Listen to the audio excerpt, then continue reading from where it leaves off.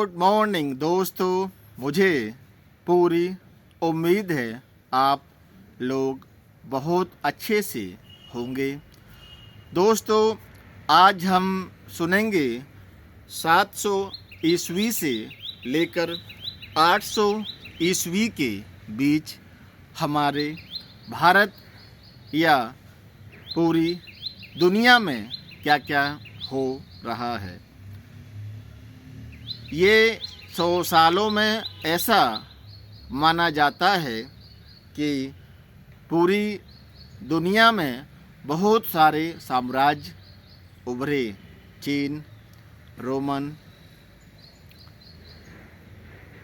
Europe, लेकिन सबसे ताकतवर और अगर फाइनेंशियल नज़रिए से देखा जाए तो भारत सबसे ज़्यादा मजबूत था। किसी भी डायनेस्टी की ताकत उसका सेना और राजा होता है। और आज मैं आपको बताना चाहूँगा कि आर्मी पैसे से आती है।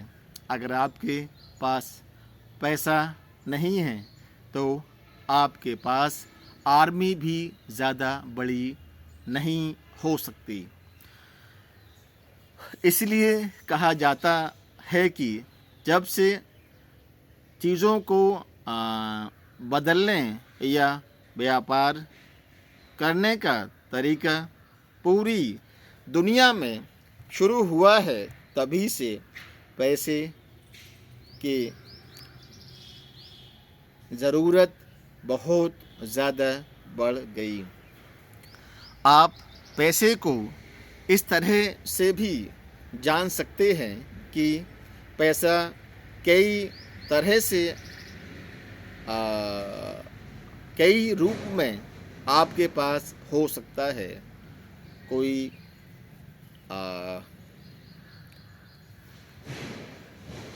सोना, चांदी, डायमंड और भी बहुत सी चीज़ें जो कि माइनिंग से आपको हासिल होती हैं, उससे भी आप पैसा बनाकर अपनी पूरी फौज खड़ी कर सकते हैं। इस मामले में भारत 700 से 800 ईस्वी के तक पूरे दुनिया में सोने की चिड़िया के नाम से जाना जाता रहा है। अब अगर हम भारत के जो 3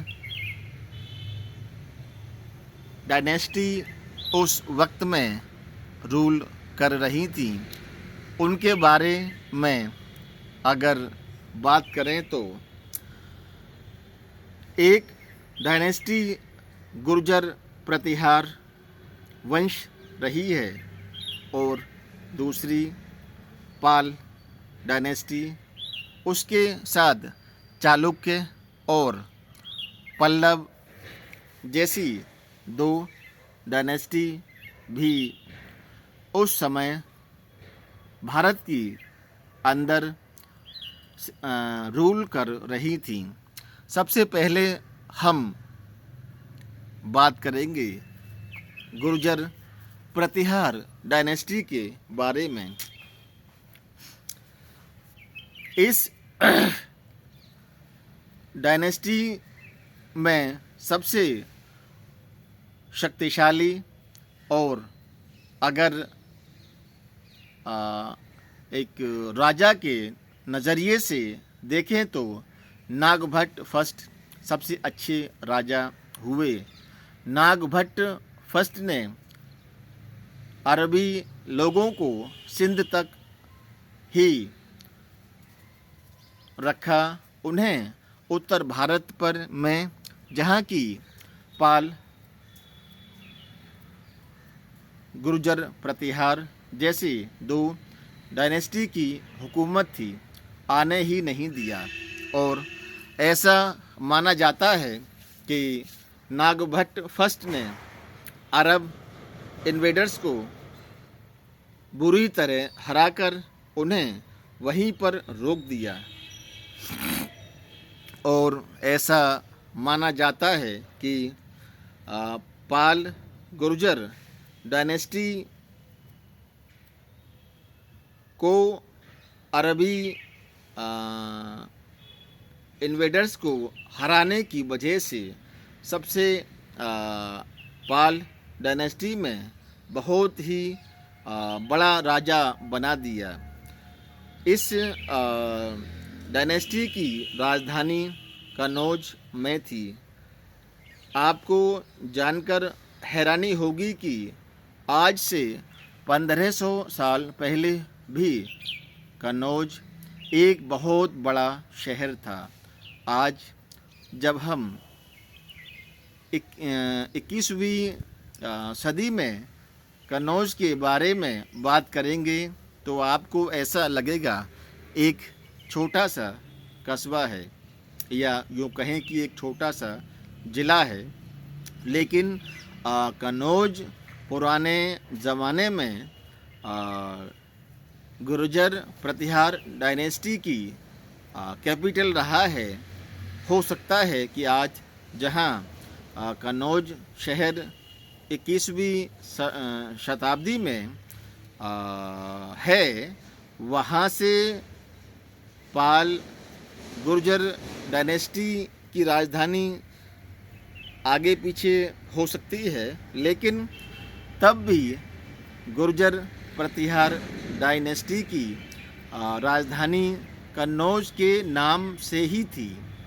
शायद शहर की सीमाओं में बदलाव होता रहता है, जिसकी वजह से ऐसा हो सकता है कि पुराने शहर जो कि आज से लगभग 1500 साल पहले था, आज वहाँ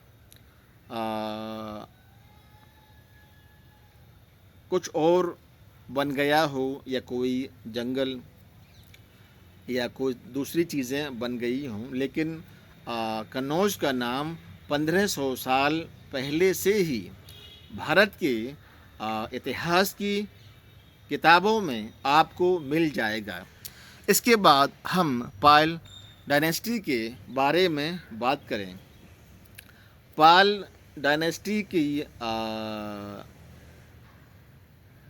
अगर सीमाओं के बारे में बात करें तो आज का पश्चिम बंगाल और बांग्लादेश के साथ आसाम, कलिंगा जिसे पहले सम्राट अशोक के ज़माने में कलिंगा राज्य कहा जाता था, आसाम, उड़ीसा को ही अशोक के ज़माने में कलिंगा कहा जाता था। वहाँ तक पाल डायनेस्टी की सीमाएं थी। ऐसा माना जाता है कि गोपाल इस पाल डायनेस्टी के फाउंडर थे। और सबसे मज़ेदार बात, तक्षशिला से पहले जो विक्रमशिला यूनिवर्सिटी पढ़ाई के लिए पूरी दुनिया में मशहूर थी, इसको राजा धर्मपाल ने ही बनवाया था। पाल डायनेस्टी में शिक्षा और बौद्ध धर्म के बारे में बहुत ही ज़्यादा प्रचार प्रसार किया जाता था। अब हम साउथ इंडिया पहुँचते हैं, जहाँ पर चालुक्य और पल्लव एक ऐसी दो डायनेस्टी रूल कर रही हैं जिनमें हमेशा आपस में ही लड़ाइयाँ होती रही हैं, क्योंकि साउथ में सिर्फ ये दो ही डायनेस्टी थी जो अपने ही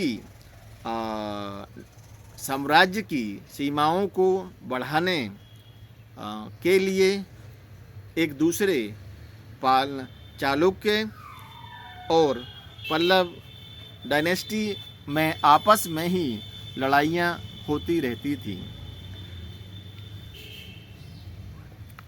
पल्लव डायनेस्टी के नरसिंहवर्मन सेकंड को आर्ट और स्ट्रक्चर के लिए जाना जा सकता है। नरसिंहवर्मन सेकंड के बनाए हुए मंदिर और बिल्डिंगें आज भी बहुत ज़्यादा मशहूर हैं। इन्हीं में से आप आज भी देख सकते हैं महाबलीपुरम का मंदिर नरसिंहवर्मन सेकंड ने ही अपने टाइम में बनाया था। अब अगर पूरी दुनिया के बारे में बात करें, 700 से 800 के इन 100 सालों में इस्लाम पूरी दुनिया पर छाने के लिए तैयार है और पैगंबर मोहम्मद साहब के जाने के बाद इस्लाम में कैलिफ या खलीफाओं की हुकूमत शुरू हो गई। आपको जानकर हैरानी होगी, कैलिफ ने इस्लाम को स्पेन, अफ्रीका, जहाँ पर कि सिर्फ एक ही धर्म था ईसाई, वहाँ तक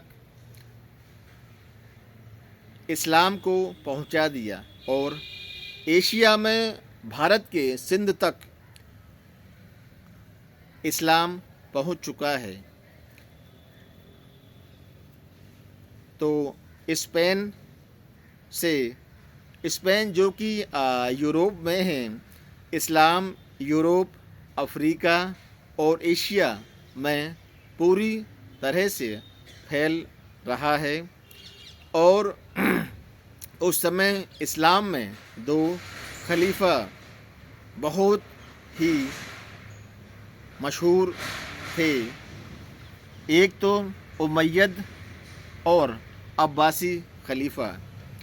सबसे पहले उमय्यद के बारे में बात करें तो इन्होंने इस्लाम के कैलिफ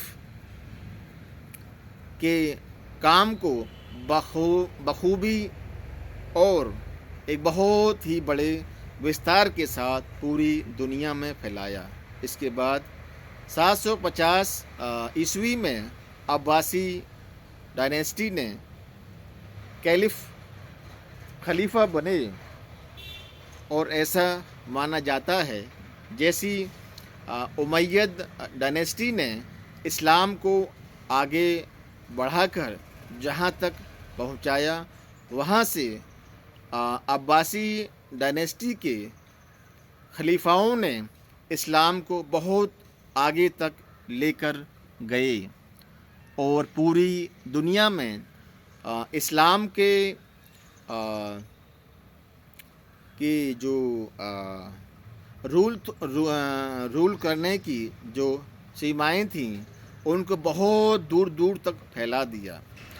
अब अगर यूरोप में बात करें तो यूरोप में चार्लमैन डायनेस्टी है, जो कि आज के 21वीं शताब्दी के फ्रांस और जर्मनी जैसे 2 देशों के बहुत बड़े हिस्से पर इनकी हुकूमत रही है।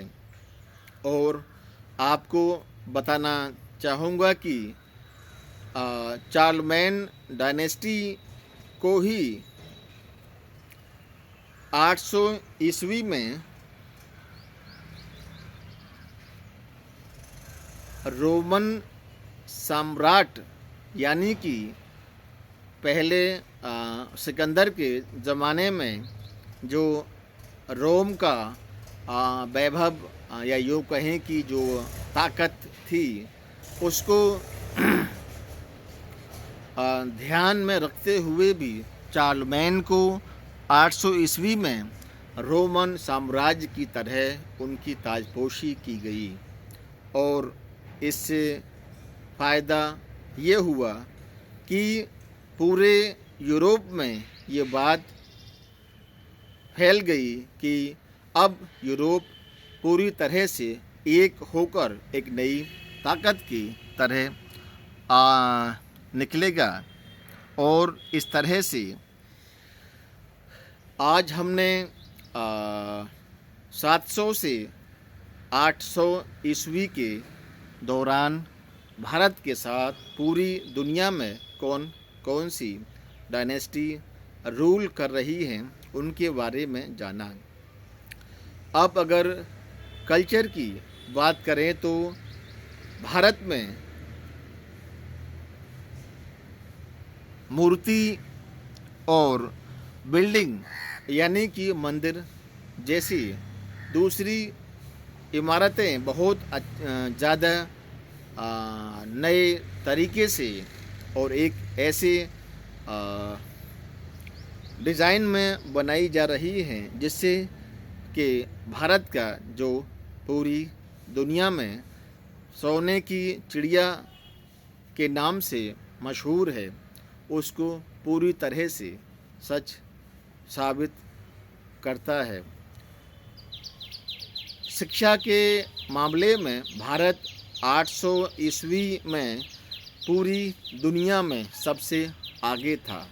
नालंदा और विक्रमशिला ये दो ऐसे भारत में यूनिवर्सिटी थी जिनके बारे में कहा जाता है कि यहाँ पर पढ़ाई करने के लिए पूरी दुनिया से लोग आते थे और यहीं इन्हीं दोनों यूनिवर्सिटी नालंदा और विक्रमशिला में रहकर पढ़ाई करते थे। और आज के इतिहास को हमने जाना कि 100 सालों में हमारी क्या हालात थे। 700 ईस्वी से लेकर 800 ईस्वी के बीच। अब हम कल सुनेंगे 800 ईस्वी से 900 ईस्वी के बीच के इन 100 सालों में भारत के साथ पूरी दुनिया में क्या क्या हो रहा है। शुक्रिया।